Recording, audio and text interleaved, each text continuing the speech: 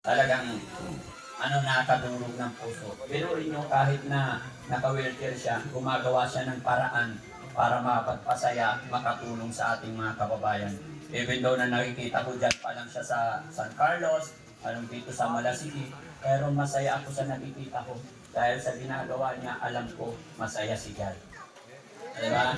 Sabi ko, maliit o malaki, ang naitulong natin sa ating mga kababayan ay pantay-pantay sa mata ng ating Panginoon. Yes. Kaya mga kababayan, mga kabarangay, lalong-lalo na sa mga maliliit pa ang kanilang mga channel, walang aayaw, walang bibitaw, mag-upload lang ng mag-upload. Wag po.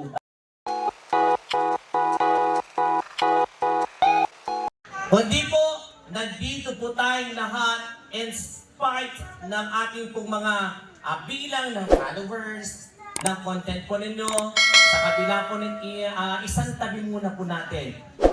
Nandito po kayo lahat as one content creator. Isa po ang layunin po nito, tandaan palagi, na sa bawat content po ninyo, na wala pong taong nasasagasaan, na wala pong taong nasasaktan.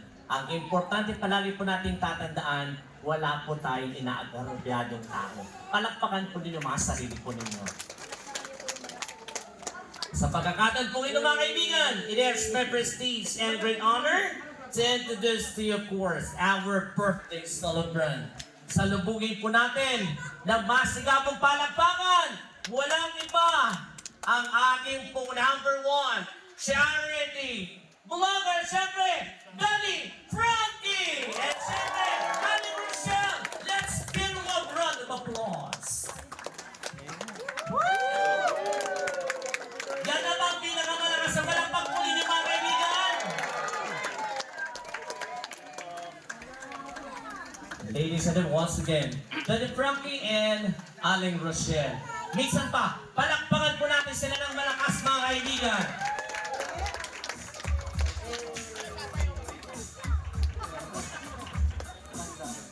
Alright. Alam po ninyo, nakakatuwa sapagkat marami. Amen. No? Maraming salamat. Overwhelmed ako. Parang wala na akong masabi. No? Una sa lahat, syempre, thank you kay God. Dahil narating na naman natin yung edad na ito. Thank you, Lord. Sana tuloy-tuloy yung mga blessing na darating pa sa atin. No, hindi lang sa amin, sa atin lahat.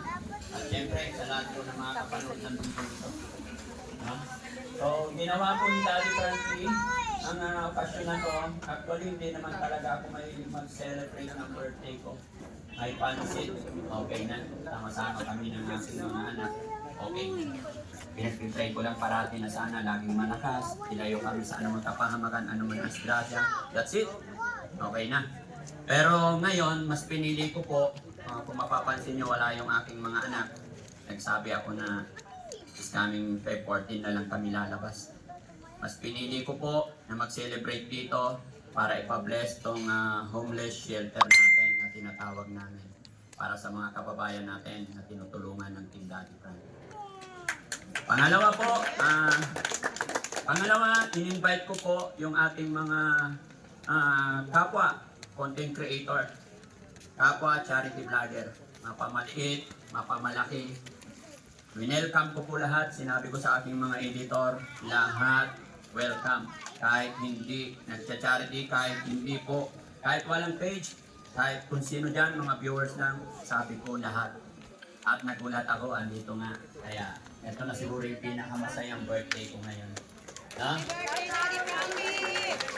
Yan. Reason why mga kababayan kung bakit ako nag-invite ng mga charity vlogger, mapamaliit o malaki gaya ng aking sinabi. Dahil gusto ko pong ipakita sa taong bayan na kahit na maliit ka pa, kahit na wala kang pera, pwede tayong magsama-sama, magtulong-tulong para makatulong sa ating mga kababayan na higit na nangailangan. Ayan. Especially dito sa Pangasinan. Kaya lahat ng mga Pangasinan vlogger, mabuhay po tayo lahat. Shout out kay Bibi Lads, nakita ko siya.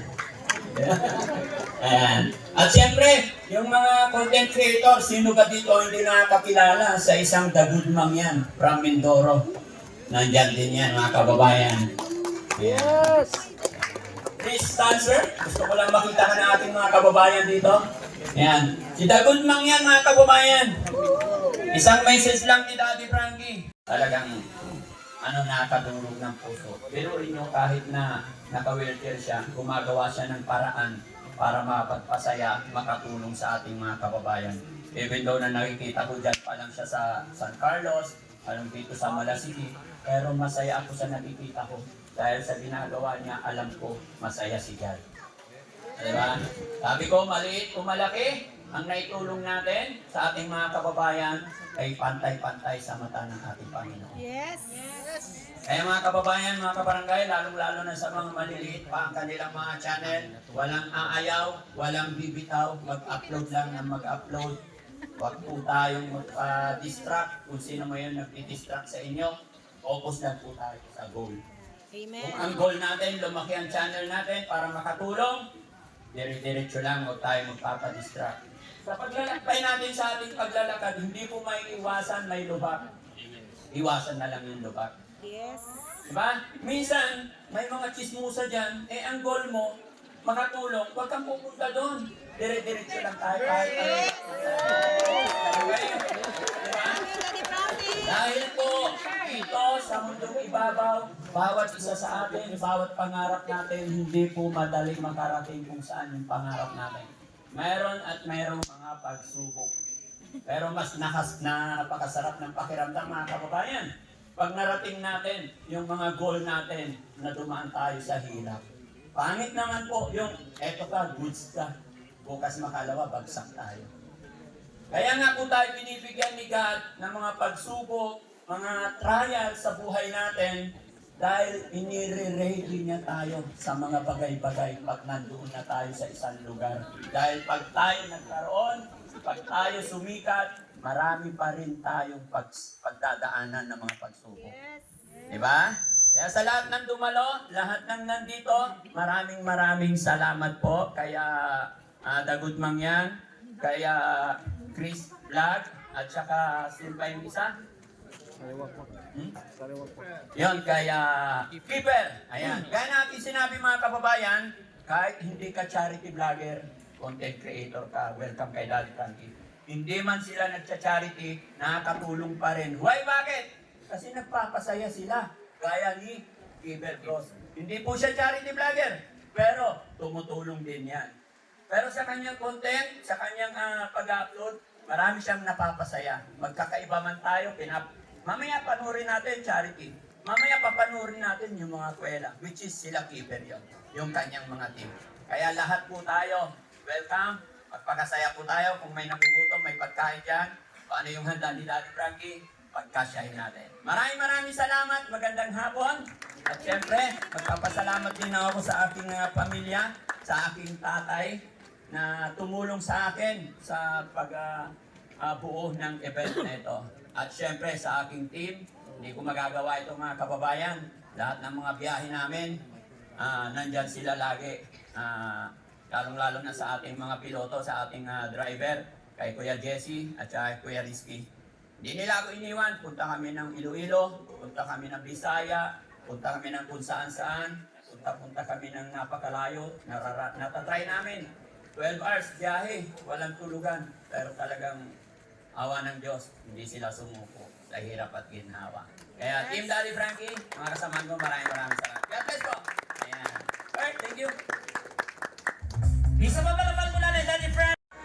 So yan guys, dito pa rin tayo sa lugar ni Daddy Frankie guys. Ayan, so very whelming. Mainit ang pagtanggap, so shoutout sa iyo Daddy Frankie. Maraming salamat sa support sa mga maliliit na charity vloggers like me. So yan guys, yung taniman ni Daddy Frankie na mais.